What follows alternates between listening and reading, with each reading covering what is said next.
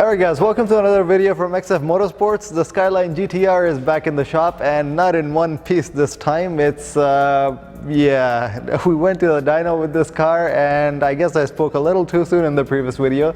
The engine was not as good as I was hoping it would be. It never even made it past 370 wheel horsepower actually, and then the engine lost compression, the oil pressure went to zero, and there was something massive going on inside this engine. We tried looking around, we tried to see if there was an easier solution to fix it. It was actually an engine with only 400 kilometers since it had been rebuilt, so I told the owner to go to the person that had rebuilt it previously, because this was obviously something that was not done right with the engine. It should not lose oil pressure and have no compression and everything after like that little use, but that guy was not owning up to it and he did not want to take the engine back. So yeah, it was up to us to take the engine out, and we are going to be tearing the engine apart in this video, finding out what's wrong on the inside of this engine and then going from there and finding out what to do with this car. So starting off by showing you guys everything that happened on the dyno. So we were using the dyno at Mantis Racing. They have a dyno pack which is actually a pretty good dyno. So we started off by setting the boost at 14 psi, which was fairly low, just to do a few runs and get the ignition timing set. But right from the start the number seemed a little bit funny because the car was not making enough power. Like, it was making really little power, and the torque was also falling down quite a lot towards the higher RPMs. I tried giving it more timing and also tried changing the boost levels a little bit, but the engine was not responding to timing or boost levels. Like, the power would not go up as much as it usually should when you give an engine more boost or more timing. So there was definitely something going on, and by the, I believe it was the 6th run when we ran the car, this happened. Why did it just stop? So right after the dyno pull, the engine seized up and the RPM fell straight to zero, and we did not feel like starting it up right after that because obviously nothing in the numbers suggested that the engine should stall. So the only thing that made the engine stall was the fact that something was not right inside the engine, and mechanically the engine seized up because of too much friction. Okay, after a really crappy day at the dyno, we're back at the shop and the car is not doing okay. The oil pressure is zero. The oil pressure is pretty close to zero on the instrument cluster as well, so there's definitely something mechanical going on in the engine. It's not making power now. The power in the last two pulls dipped down by quite a bit, so I definitely suspect there's something mechanical going on. I'm going to pull the car in, do a quick compression test on it, and I think it's not just a compression test, it's something more than that. This definitely seems like a bad engine rebuild or something, because the minute we started giving it power, I mean, this is an RB26 engine, it shouldn't be this weak that you give it 14 psi of boost and it just goes to nothing. I've never seen an engine this crappy, so there's definitely something going on that I need to find out. So sure enough, after that we did a compression test and the compression was completely crap, and also there was copper in the oil, so at this point we knew that there was no easier solution. The engine had to be taken apart completely to fix it. So here's what we've done so far on the Skyline. We've been able to pull the engine out, take the turbos off and one valve cover. We were just about to lift it with the engine jack, and to put it on the engine stand we'll need to remove the transmission from it and also separate it from the subframe. But this was not an easy job, taking the engine out of this car, because of all the high-cust and four-wheel drive steering and four-wheel drive system and everything. It was a whole like mess of hydraulic lines and everything that there's quite a lot you have to remove to take this engine out. It's a pretty messy job. But now that it's out, hopefully it should be a little bit easier from this point on, putting it on the engine stand, disassembling the rest of the engine, and seeing what we find out inside it. So as difficult as it was taking the engine out of the car, from this point on though, everything was super easy. There were only a few bolts holding the engine to the subframe. Same with the transmission, there were only a few bolts on the bell housing that we had to remove, and yeah, basically everything with this engine was extremely easy to work on.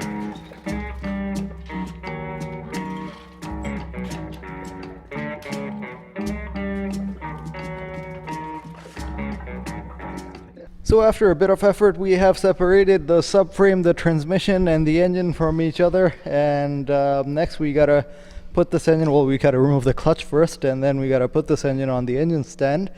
And if you were ever guessing what's the weight of a RB26 engine, it weighs exactly 212 kilograms, about exactly the same as a Mercedes V8 engine. So anyways, now let's remove the clutch, put it on an engine stand, and then the fun part begins, disassembling the whole engine. And finding out what we find inside it.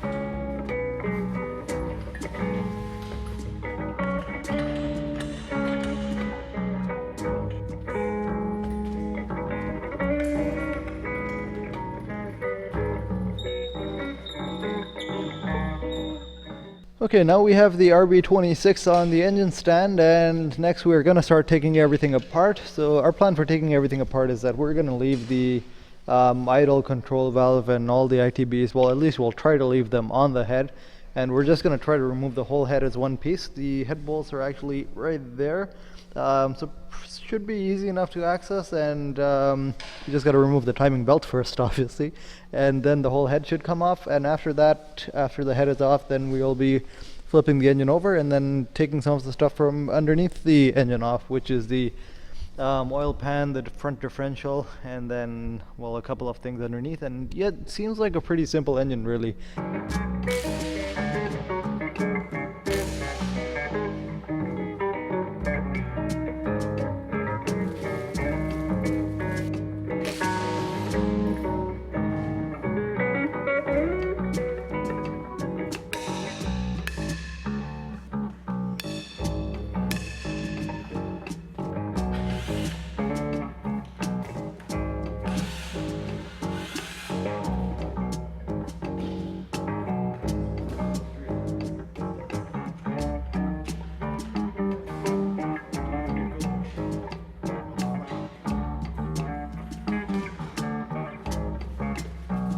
Okay, so we're pretty much halfway through tearing this engine apart. We've gotten the head off. Well, there's only one head on this one, so and this is a look inside the engine. So not too much carbon buildup like you wouldn't expect in an engine that's this new, but completely glazed walls. Now these ones are steel walls, so steel walls are supposed to have cross hatching like this one on it, but this one, yeah, there's places where the cross hatching is completely gone, and quite a few scratches too. So it's weird why it would be this worn on an engine that only has 400 kilometers. It doesn't seem like the pistons are like too loose in there, but again, when I take the piston rings out, I'm gonna be measuring the piston to wall clearance, whether that was set properly, and also the piston ring gaps, whether they were set properly. So those are two things to check for, but mostly the other part of the story, so this will probably answer the question why the engine wasn't making compression, but we still got to have a look at the bottom end, seeing why it wasn't making oil pressure, because that was probably something to do with the clearances at the bottom, the main bearings or the rod bearings. So yeah, next it's time to flip the engine over and disassemble the rest of it.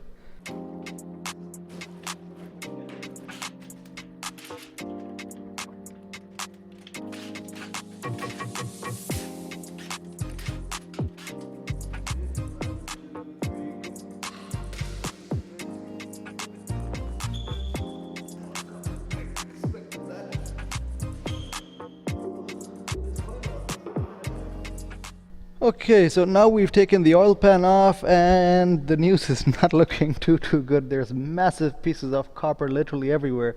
I was expecting to find copper in this one, but not this much. This is like big chunks of copper, so that definitely means, well, the bearings I knew they were toast, so just judging by the oil pressure, but this much copper means that it's, I hope it's not the crank or something else that's gone too. So next we will need to take these baffles off, then the oil pump I believe might need to come off, or I'm not sure. I haven't taken one of these bottom ends off this engine ever before, so either way, yeah, we'll need to pull out all the connecting rods and pistons and take off the crank entirely.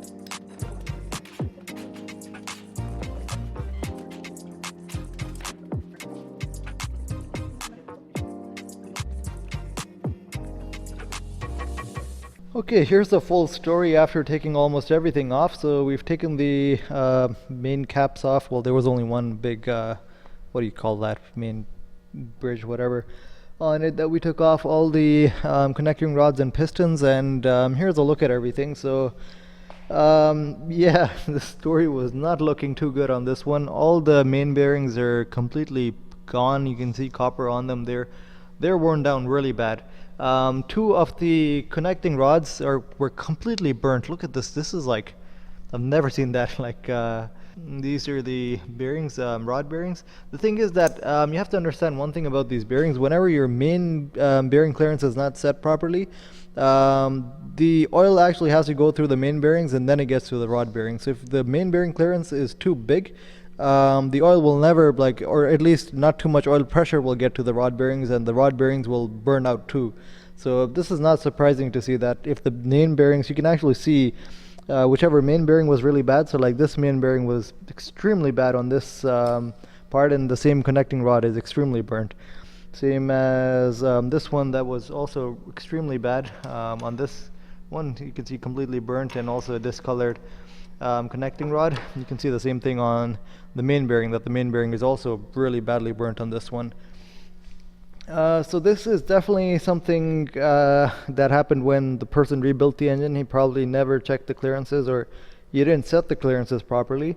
So one thing to keep in mind is that you can rebuild an engine and have oil pressure. That doesn't mean that the clearances are perfectly set, because having oil pressure does not really tell you if there's oil pressure on every single bearing. If one bearing clearance is set larger than all the others, there might still be oil pressure on all the rest of them, but this, the oil pressure on the one that's not set properly would be much lower than the rest of them. So even though you might be looking at the gauge and saying the oil pressure is there and everything is normal, everything might not be normal inside the engine. So this seems like one of those cases where things were not done too good, and then eventually it escalated, and well, not even 400 kilometers actually. This engine only lasted 400 kilometers after the rebuild, and this is the condition inside it now.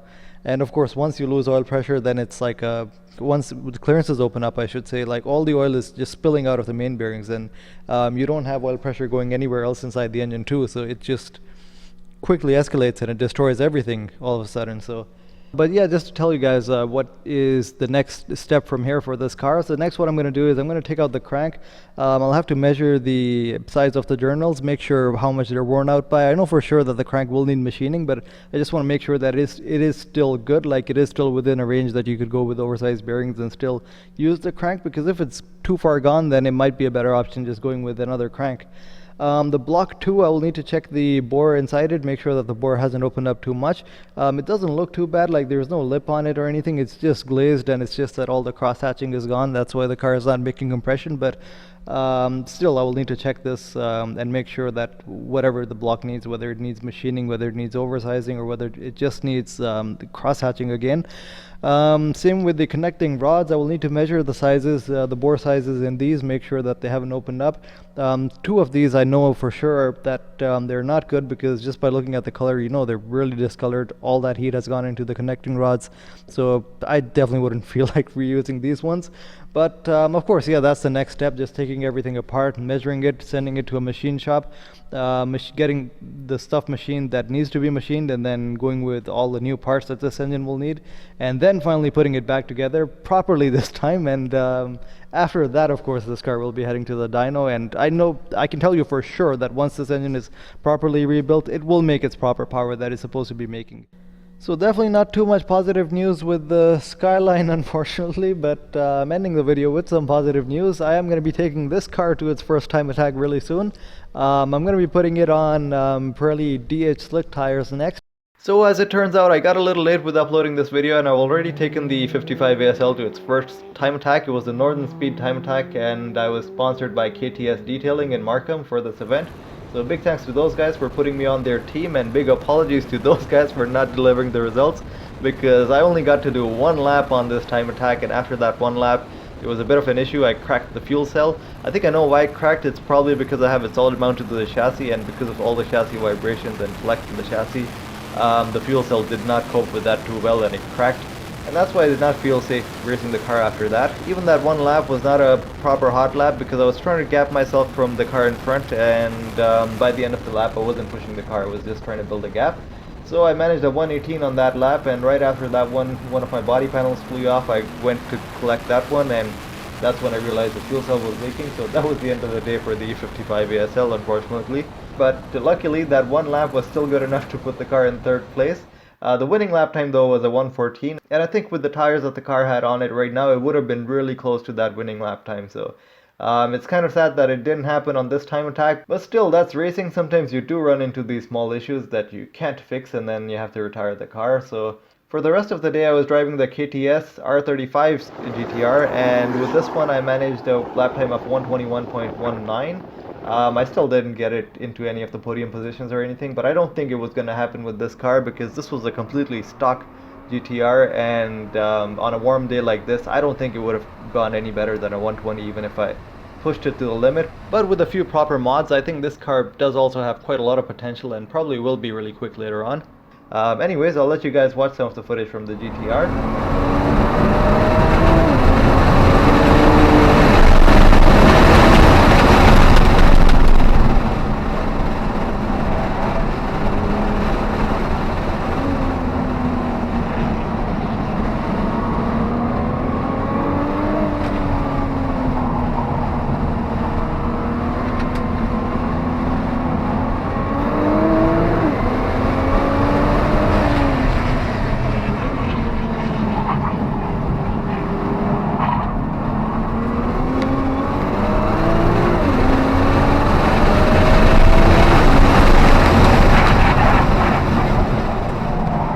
So that was it for the time attack. Now back to the R32 GTR video. The Skyline videos are going to take a bit longer because it's still going to wait for parts. There's still quite a bit of work that this engine will need before it can be put back together. So this, yeah, it depends on how long the parts take and everything. So, but still, you guys are going to hear from this car whenever all that stuff is done.